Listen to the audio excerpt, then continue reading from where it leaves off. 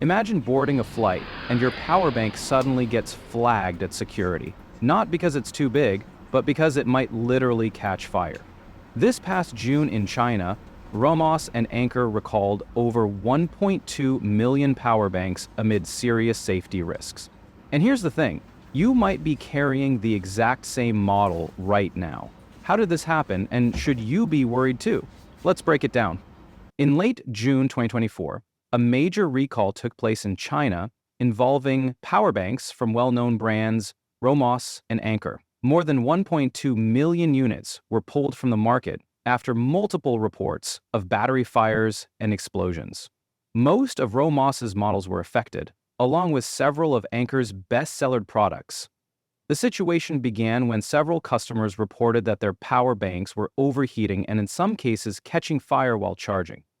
Chinese market regulators stepped in to investigate and confirmed that the incidents were linked to defective battery cells inside the power banks. The primary reason for the recall was a serious safety hazard caused by a change in the internal battery materials, specifically the separator film inside the lithium-ion cells, which was swapped for a cheaper, lower-grade alternative without proper testing.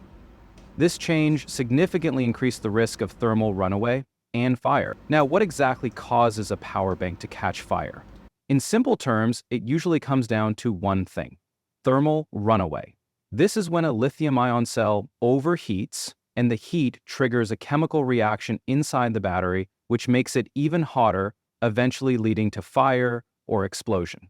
And honestly, as someone who tests a lot of tech gear, this kind of issue always gets my attention. You trust these devices to safely charge your phone or laptop, not to turn into a potential fire hazard in your bag. In this particular case, the separator, a critical thin layer between the positive and negative parts of the battery, was replaced with substandard material. This makes it easier for an internal short circuit to occur, causing the battery to overheat uncontrollably. You might think, hey, maybe China just has loose product oversight, so this kind of recall is bound to happen. But honestly, that couldn't be further from the truth. China actually enforces very strict rules for power banks, especially since August 2024, when they mandated the 3C safety mark, which is kind of like China's version of the CE or FCC.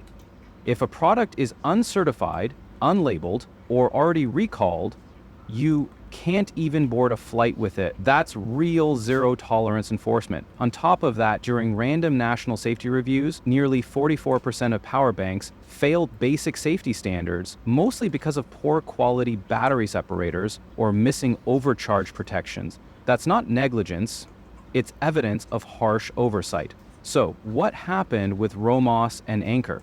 It wasn't an enforcement gap. It was a supply chain failure. A supplier quietly switched the separator material after the product had passed certification.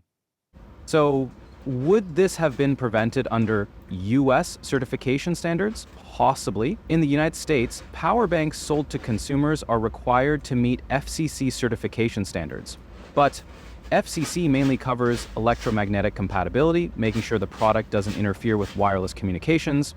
It doesn't test battery safety. The important one is UL 2056, a voluntary certification that many retailers like Amazon and Walmart require. UL 2056 includes strict safety tests like overcharge protection, short circuit protection, and thermal tests. It also demands a single fault safe principle, meaning one failure shouldn't cause a fire. If ROMOSS's power banks had been tested under UL 2056, it's highly likely this battery material issue would have been flagged. But here's the catch. Certifications often test sample units, not every batch from mass production. So what happens when a brand with a history of safety issues slips through the cracks? Can you still trust these brands after this? Honestly, I wouldn't recommend ROMOSS at all. This isn't the first time ROMOSS has screwed up. They've had a bunch of safety issues and quality complaints over the years, so honestly, I wouldn't trust them. As for Anker, things are a bit more nuanced. In this recent China recall, around 710,000 of their power banks were pulled, fewer models than ROMOSS, but a higher total number because their products simply sell more. And it's not their first time either. Back in the US, they had another major recall involving over 1 million units of their PowerCore 10,000 series due to similar battery risks. So, Yeah, while Anker usually has a decent safety reputation and they do respond quickly when things go wrong, this isn't a totally isolated case. If you're thinking about buying from Anker, I wouldn't say avoid them outright. Just play it safe. Check the model number, look for legit certification labels, and maybe do a quick search to make sure it hasn't been on any recent recall lists. I'm a pretty experienced Anker user myself. All my chargers are Anker, and the two power banks I'm currently using are both from them. In fact, one of them is exactly the model that's being recalled right now. Honestly, I think Anker really puts a lot of care into their products. I actually like this power bank a lot. It comes with built-in dual cables, Lightning and Type-C, so when I'm out, I just need to carry this one power bank to charge both my devices. I've been using it for almost a year without any issues. But because of the safety concerns, I still reached out to Anker to get this model recalled. Going forward, if Anker can tighten up their supply chain, I'd probably still choose their products. So what to do if you already own one of ROMOSS or Anker power banks? First, check your model number carefully. Compare it against the recent recall lists. Also remember, Anker had an earlier recall in the US, so check that as well if you bought yours a while ago. If your model matches, see if there's a local recall program or collection point in your country. Most places recommend handing these over to certified e-waste or hazardous materials recycling points, while some online guides suggest soaking old batteries in salt water as a DIY way to neutralize them. I personally don't recommend it. It can be risky if done incorrectly and should be left to professionals. If you're looking for safer alternatives, one brand I'd seriously recommend is Cuktech. You might not have heard of them, but these guys actually used to be one of Xiaomi's key power bank suppliers. Now they've spun off into their own brand, and their tech and build quality are rock solid. Basically like getting Xiaomi's supply chain quality without the Xiaomi logo. Another tip: consider buying power banks made by phone brands themselves.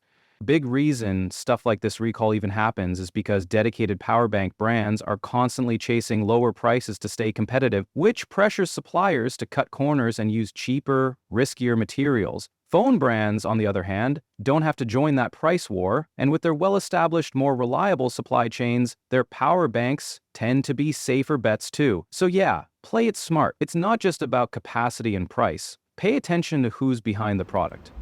This recall should be a wake-up call for both consumers and brands. Certifications help, but real safety comes from strict supply chain management and responsible product testing. Check your power bank today, and if you're shopping for a new one, make sure it's properly certified. If you found this breakdown helpful, hit like and subscribe because we cover more consumer tech stories just like this one. See you in the next video.